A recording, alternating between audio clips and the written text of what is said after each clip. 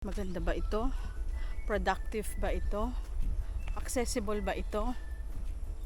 At ang higit sa lahat, ayos ba ang dokumento nito? Kasi as real estate service practitioner, so bago ko po talaga ipakita sa buyer ang property, binivisit ko talaga po muna. Para ako mismo, kung makita ko yung location, kung makita ko yung property, alam ko kung I stand as buyer. So, pagpunta ko pa lang dun sa property, kung magugustuhan ko, malaki yung chance na, malaki yung possibility na magugustuhan din ng buyer. So, kung tayo pa lang nga na agent or service practitioner, hindi nga natin magustuhan, paano pa natin i-offer sa buyer? I-assume natin yung sarili natin as buyer. So pag pinuntahan natin ang property, maganda ba ito?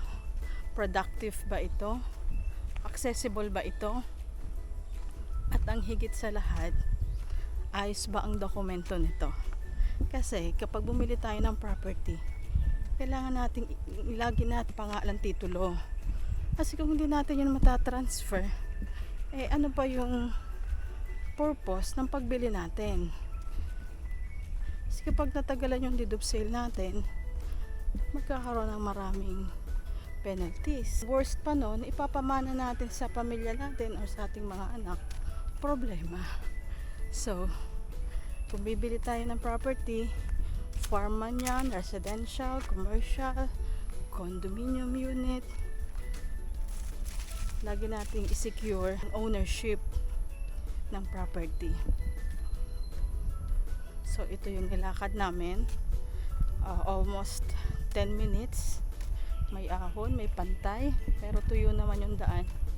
Kapag summer, may tambak ito, or kapag tuyo ang lupa, accessible naman sa 4 wheels. Pero as of now, dahil ngayon ay January, may ulan at may bagyo pa tayong paparating, medyo maputik. Ayan, kita nyo naman ang daan.